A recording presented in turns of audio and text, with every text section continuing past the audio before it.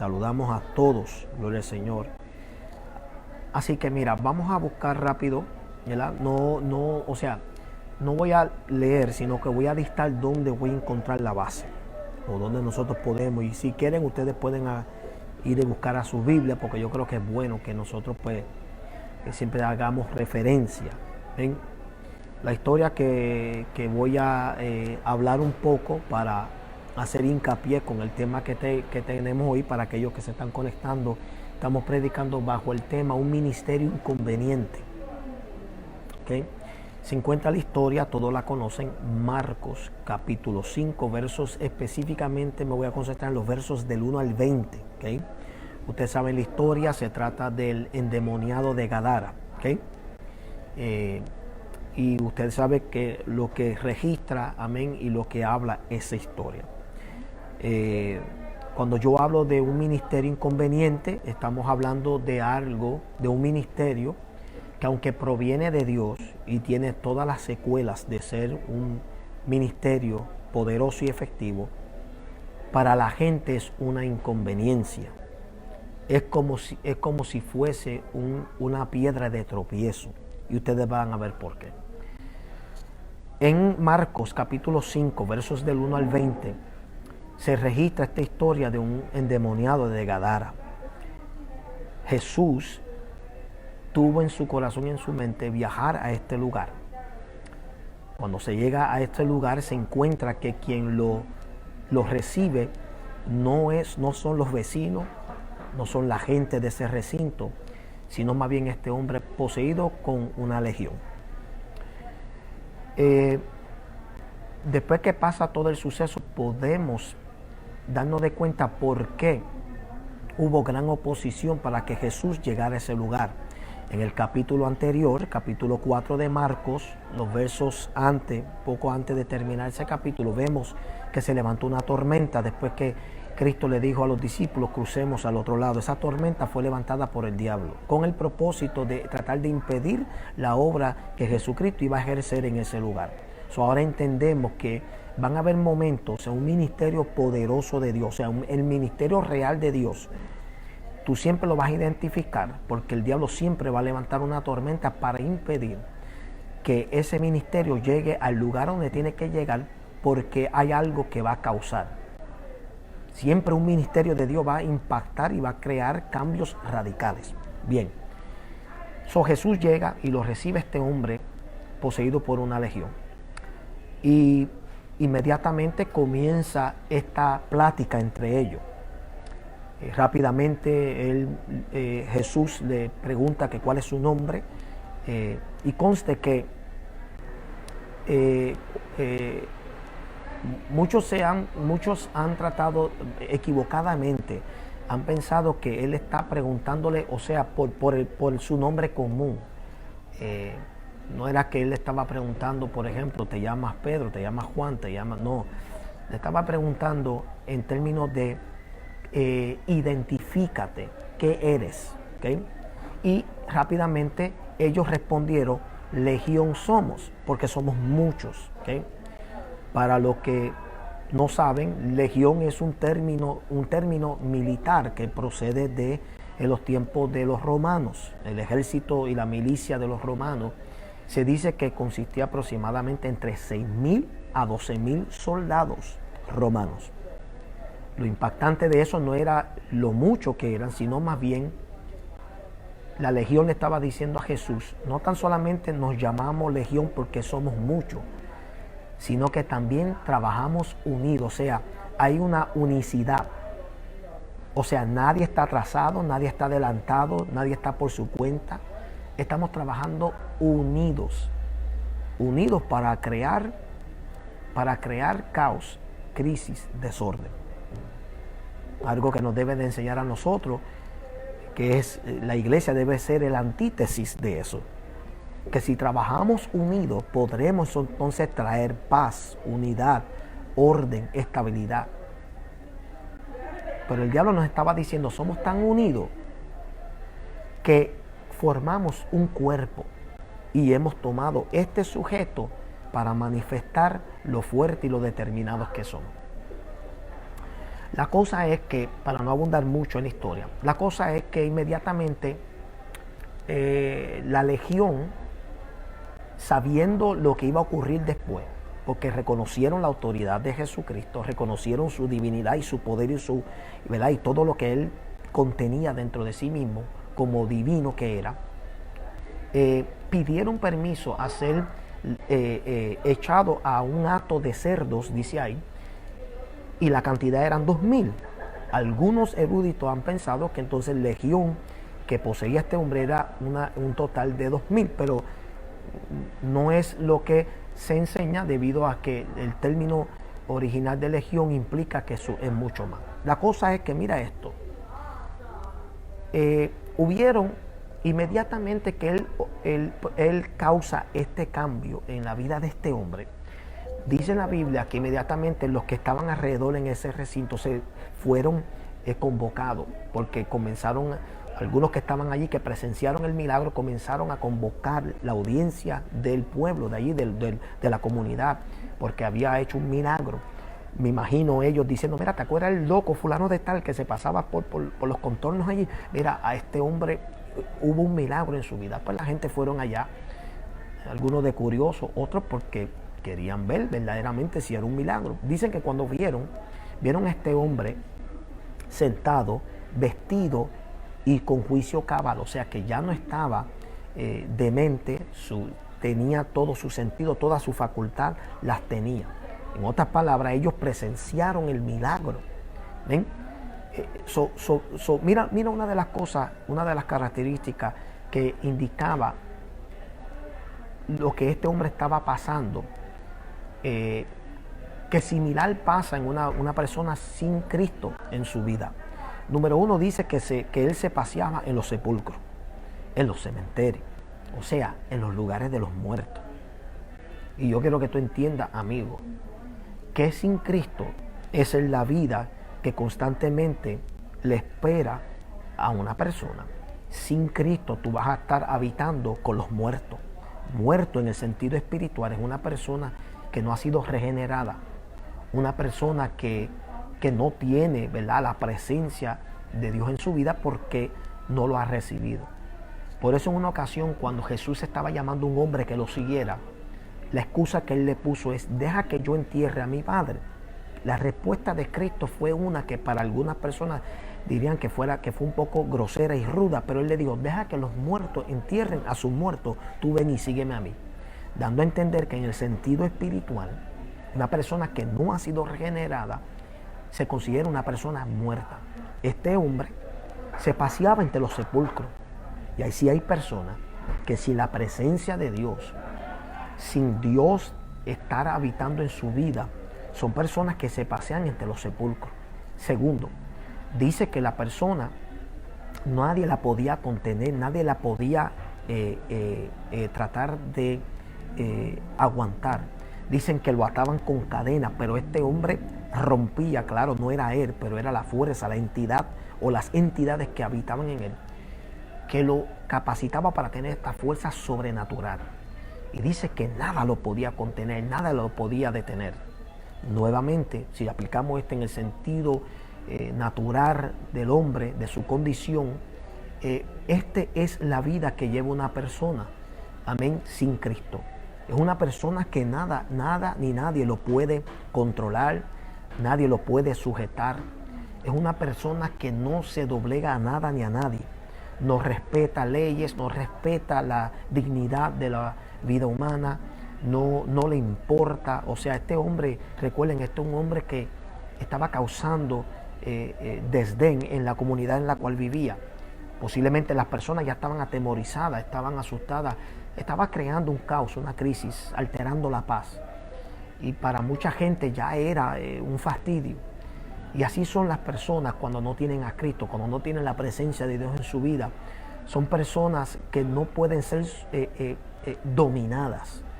Son personas que nada los aguanta. No hay límite para esa persona, o sea, no hay parámetros. Esa persona, en otras palabras, es una persona descontrolada, desordenada. Tercero, dice que él mismo se hacía daño con piedras. Se rascaba, se se hacía, ¿verdad?, estas marcas en su cuerpo con piedras. Esto es un indicativo de hacerse daño a sí mismo. Y nuevamente, si aplicamos esto en el sentido espiritual, estos son personas que no tienen a Dios en su vida, personas que no tienen la presencia de Dios. Son personas que se hacen daños a sí mismos. No tan solamente le hacen daño a las demás personas, pero hacen daños a sí mismos. Tal vez usted piense, no, yo no me estoy haciendo daño, yo me siento bien. No, pero en el sentido espiritual sí te haces daño. Te haces daño a tu vida, te haces daño a tu calidad de vida. No va a ser la misma que la de un cristiano. Amén. Vas a vivir constantemente persiguiendo o en persecución de lo que tú consideras felicidad sin hallarla. ¿Por qué? Porque sin Cristo, sin la presencia de Dios, sin la libertad, sin su sacrificio, sin la propiciación que Él ya ha provisto para nosotros, tú no puedes liberarte del daño que tú mismo, como persona, como individuo, te vas a hacer. Entonces, si hay personas que sin Cristo no se dan de cuenta, creerán que le están haciendo daño a otros, pero se hacen más daño a ellos mismos. Y estas eran las tres cosas que mostraba este hombre. Cuando Cristo lo liberta, el milagro, eso fue un milagro. Y cualquiera diría, wow, ese milagro es increíble. Cualquiera hubiese llegado a ese lugar a darle gloria a Dios, a decir, wow, mano, ya era tiempo, porque mira que la Biblia no lo dice, pero quién sabe si posiblemente la comunidad se había reunido para decir, mira, ¿qué vamos a hacer con este loco, con este desquiciado?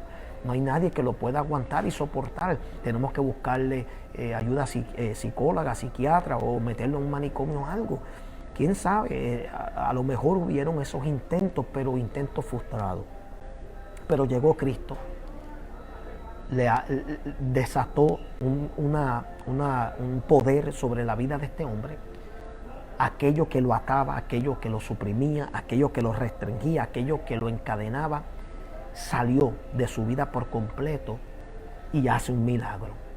El hombre cambia, el hombre se ve distinto, diferente, el semblante le cambia, la gloria de Dios está resplandeciendo en la vida de este hombre. ¿Y sabes qué es lo más sorprendente de todo esto? El verso 17 nos dice algo que verdaderamente cuando tú lo lees, tú te quedas con la boca abierta.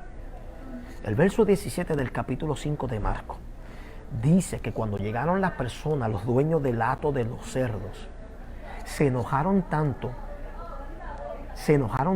porque al Cristo dar permiso a que la legión se metiera en los cerdos se precipitaron, se lanzaron por los precipicios. En otras palabras, cometieron suicidio. Se lanzaron. Y el verso 17 registra que la gente de esa comunidad, de ese recinto, se enojaron tanto que le dijeron a Jesús que se largara de ese lugar. Escúchame bien. No le dijeron, Jesucristo, quédate aquí. Wow, tú eres un hombre de Dios, tú eres un profeta, tú eres un milagro.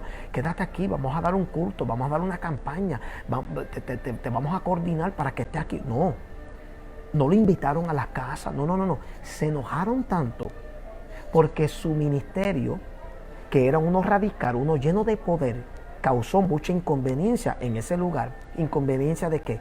Que sufrieron pérdida. Mire esto, ellos se quejaron y escogieron más darse de cuenta y sufrir la pérdida de cosas insignificantes que celebrar la victoria de un milagro en la vida de un hombre que sabrá Dios por cuántos años estaba en ese recinto de Gadara, dando candela, dando de qué hablar, siendo insoportable, fastidioso y causando pánico en ese lugar. La gente comenzaron mejor a quejarse porque perdieron productividad. Porque el ministerio explosivo de Cristo causó tanta pérdida que ellos prefirieron que Él se fuera de ahí. ¿Tú sabes lo que me enseña eso? Eso está pasando hoy en día. Es sorprendente ver que cuando un ministerio impactante de poder con presencia llega a un lugar, a una ciudad, a un país, a establecerse, y causa tanta inconveniencia que la gente se llena de odio y de disgusto que prefieren que salga el ministerio, que prefieren que se vaya a la iglesia, que prefieren que se vaya la hermana o el hermano que está causando el inconveniente. ¡Wow! ¿No me cree? Léalo. Está ahí. Marcos capítulo 5, verso 17. Causó tanta inconveniencia. Le dijeron, Jesús, lárgate de aquí. Yo le voy a contar este testimonio porque este testimonio es real. Y con esto cierro, en corta palabra. No voy a mencionar nombres porque pasó aquí en esta ciudad.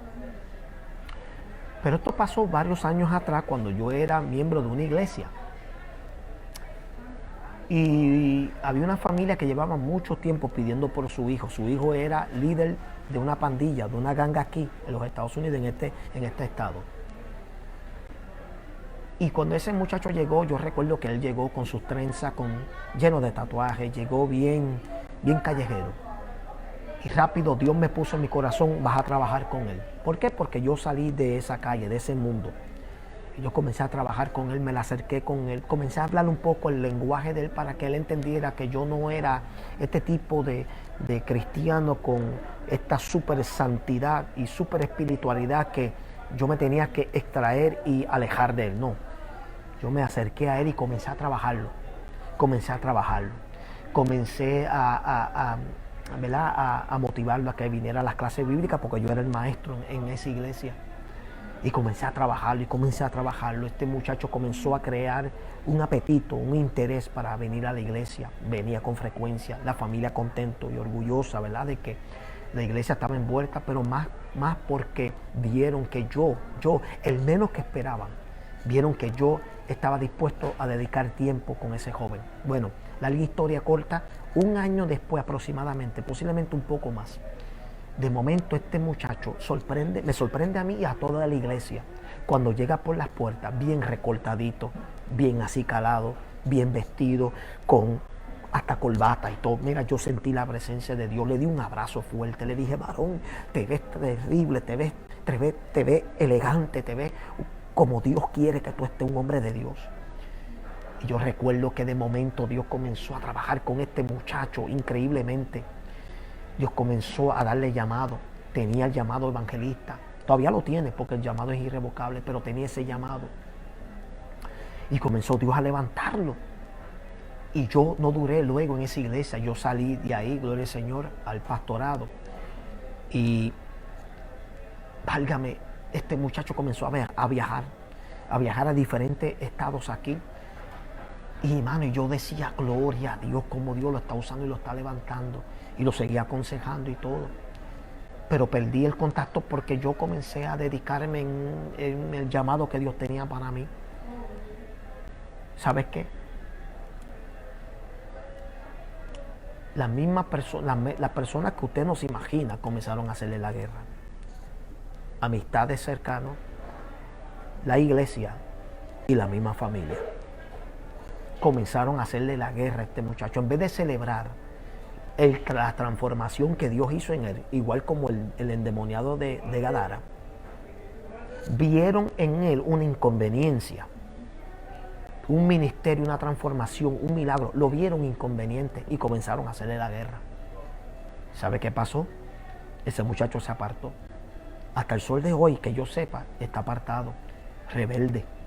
No quiere saber de las cosas de Dios.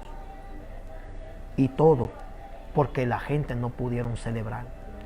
Prefirieron escoger más lo que ellos consideraban una pérdida, una amenaza o una inconveniencia antes de celebrar una victoria tan grande como el milagro que Dios había hecho en la vida de él. Eso da pena, porque hoy en día eso todavía se sigue viendo. Mire, mi amado, a mí me ha tocado ver cosas increíbles. Y yo pienso que a medida que van pasando los años, me va a tocar ver cosas peores. Pero da pena y da tristeza ver que cuando, por ejemplo, tú quieres levantar una obra en un lugar donde tú sabes que va a ser efectivo porque Dios te lo ha incitado así. Dios te lo ha dejado saber. Dios te dirige y te dice, aquí yo quiero una obra. ¿Por qué? Porque esta va a ser una obra distinta. Esta va a ser una obra que no va a funcionar con la metodología humana, sino más bien con la dirección del Espíritu Santo. Y las veces que nosotros hemos intentado eso, las obras se han dado. Han sido fructíferas, ¿verdad? Lo poco que es mucho. Han venido sus ataques, han venido, ¿verdad?, sus percances, han venido sus achaques, sus amenazas, ¿verdad?, sus envidias y celos, los ataques de la misma iglesia. Pero yo he podido ver de cómo se da fruto. Pero da tristeza como quiera ver cómo la gente a veces ve los ministerios como una inconveniencia en vez de verla como una bendición. Entonces tú ves que no le hacen guerra para cerrar a los clubes, a los prostíbulos, a las barras, pero sí a las iglesias. No le hacen guerra para que cierren las clínicas de aborto, pero sí a la iglesia. No le hacen guerra para que cierren los clubes de gays, de homosexuales, pero sí a la iglesia. O sea, es increíble cómo hoy en día el mundo se ha tornado tan odioso y tan rebelde, y estoy hablando mayormente iglesia. El pueblo de Dios se ha tornado tan traicionero que más miedo da eso que el virus del coronavirus que está circulando por ahí. Porque por lo menos tú puedes prevenirlo. El virus, tú tienes ahora las instrucciones para prevenirlo, el contagio. Pero un enemigo dentro de la misma iglesia es a veces muy difícil y poco probable de tu poder detectarlo. Porque estos son personas que jamás tú los vas a ver venir de ningún lado. Eso es hasta que algo poderoso, algo efectivo, algo que impacta, causa inconveniencia. Eso fue lo que vimos en el caso del endemoniado de Gadara. Válgame, mi amado, en vez de celebrar. Eso era para levantar una campaña masiva. Eso era para secuestrar a Cristo y decirle: de aquí tú no te vas. Tú te vas a quedar aquí, Cristo. Quédate aquí, por favor. Celebra aquí con nosotros varios días de campaña. No, lo botaron del recinto. Lo botaron. Prefirieron que él se fuera de ahí. ¿Sabes qué? Él obedeció. Pero te apuesto esto. Claro, no soy persona de apostar, pero estoy hablando en ese lenguaje figurativo. Te aseguro esto. No hubo milagro en Gadara, aparte del endemoniado.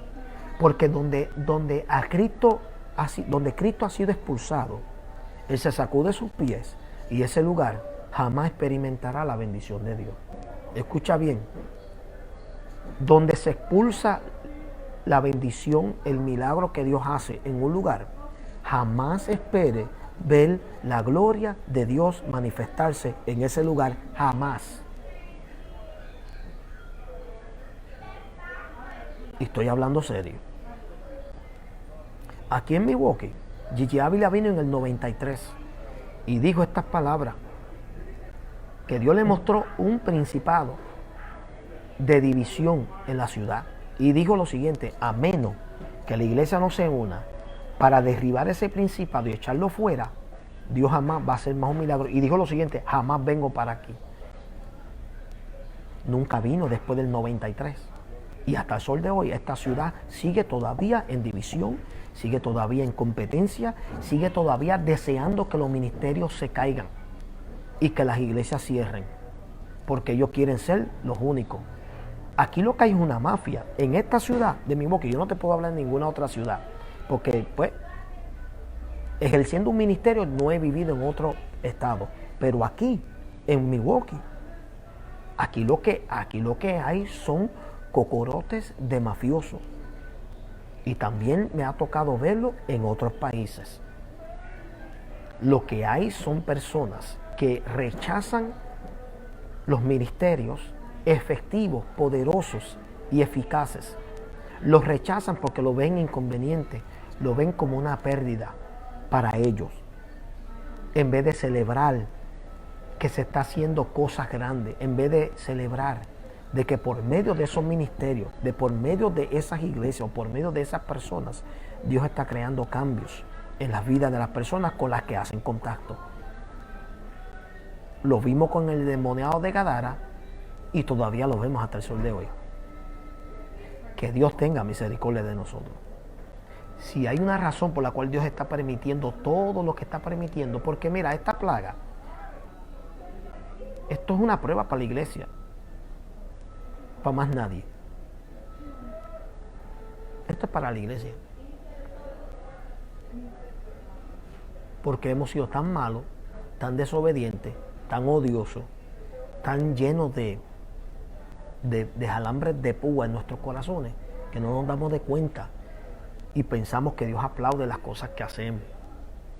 A mí me dio pena escuchar que ese muchacho, ese joven, de la cual mencioné y utilicé como analogía, me dio mucha pena y mucha lástima porque, y yo estoy seguro que aquí hay pastores que se han sentido así, después que tú trabajas un alma, después que tú luchas, después que tú siembras la semilla y que tú veas que 2 o 3 imbéciles que no tienen el Espíritu de Dios, que lo que están llenos es de odio y de coraje, destruyan la obra que Dios hace.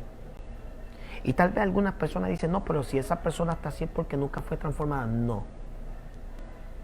Tú tienes que de verdad ver el cambio y sentir, estar ahí, presenciar eso. Porque tal vez dijeran lo mismo del endemoniado de Gadara. La Biblia no nos dice, pero yo te aseguro, porque este hombre quería, y con esto estoy terminando, este hombre quería irse con Jesucristo. ¿Por qué? Porque es obvio que después de sentir ese impacto y ese poder, que tú te quieras ir con el único que pudo liberarte. Pero Cristo le dijo, no, a mí me votaron, pero tú quédate aquí y tú vas a dar testimonio del milagro y el poder de Dios en este lugar.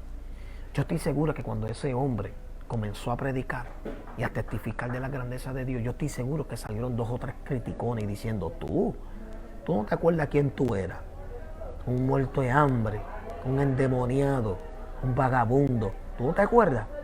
Empezaron a sacarle el pasado, comenzaron a tratar de oprimirlo, posiblemente tratando de encadenarlo de nuevo. ¿Tú sabes lo que es eso? Que cuando la gente trata de sacarte el pasado, cuando la gente trata de atacarte por quién tú eras o por cualquier situación que estés atravesando, no es tan solamente una señal de cobardía de la parte de ellos, pero es una demostración de falta de transformación de sus propias vidas. Yo me imagino a este hombre, claro, yo entiendo que él a lo mejor con ese gozo dijo, no, tú no me vas a apagar este fuego, porque este milagro vino del cielo.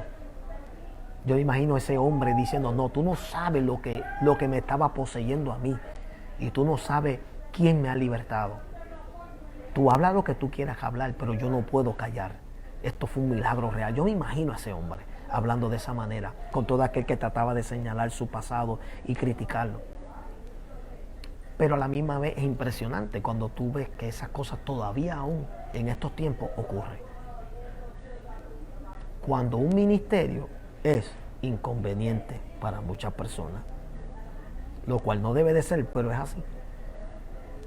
Todo el trabajo que nosotros hacemos causa inconveniencia en muchas ciudades, en muchas regiones, en los países que visitamos. Somos como una amenaza. ¿Sabe por qué? Porque mucho tiempo han estado adormecidos. Mire esto. Ahora sí termino. Causó inconveniencia porque la misma región de Gadara ya se acostumbró a la posesión demoníaca del hombre, se acostumbró a vivir con ese ambiente y ese entorno. Y así hay muchos lugares y muchos países donde las iglesias están ya acostumbradas a tanta maldad, tanta malicia, que ya están anestesiados. Y para ellos no es cualquier otro día más. Ven un adicto y dicen, de eso hay muchos por ahí, pero no sienten el remordimiento, no sienten la pasión para crear cambio en esa persona. Ven una prostituta y dicen, de esas hay por ahí, pero no sienten el llamado de ellos, el corazón no les late de decir, pero es que tiene que haber cambio. O sea, es que hay tantas iglesias en cada esquina. ¿Cómo es que hay tanta prostituta? ¿Cómo es que hay tantos adictos? ¿Cómo es que hay tantos deambulantes? Y la gente no son sensibles a eso. Es porque aprendieron a vivir con eso. Y eso fue lo que pasó en esa región de Gadara.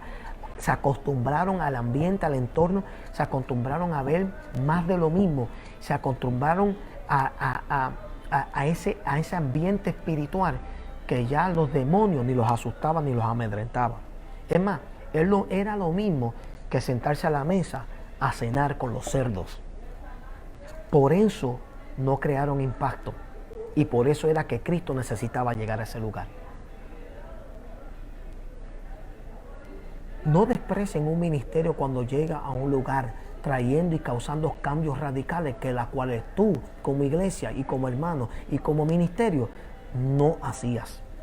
No te quejes, dale gracias a Dios. Es tiempo de celebrar. Esto no es tiempo de competir, es tiempo de unirnos.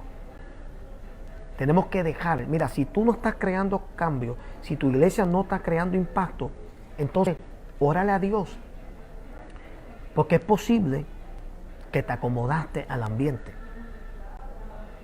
Pero no le hagas guerra a un ministerio, a una iglesia o a un grupo que está creando impacto por el poder de Dios. No sea que estés expulsando la presencia de Dios en tu mismo recinto y te veas tú de escaso de ser tocado por el poder de Dios y de la bendición de Dios. Hay muchas iglesias que la bendición de Dios fluirá solamente donde le estén dando la gloria y la honra a Dios. Las demás estarán en crisis. Y todo porque no saben apreciar el milagro y la transformación que hace Dios por medio de un ministerio, de una iglesia o de individuos o de un grupo. Que Dios tenga misericordia de nosotros. Dios le bendiga, Dios le guarde, gloria al Señor. Amén. Transmitiendo acá en vivo. Comparte este video. Alguien tiene que escuchar. Alguien tiene que compungirse de corazón. Alguien tiene que hacerle una diferencia. Un ministerio de inconveniencia. En algún lugar, tú como persona estás creando y causando mucha inconveniencia. Dios le bendiga, Dios le guarde. Hasta la próxima. Chao.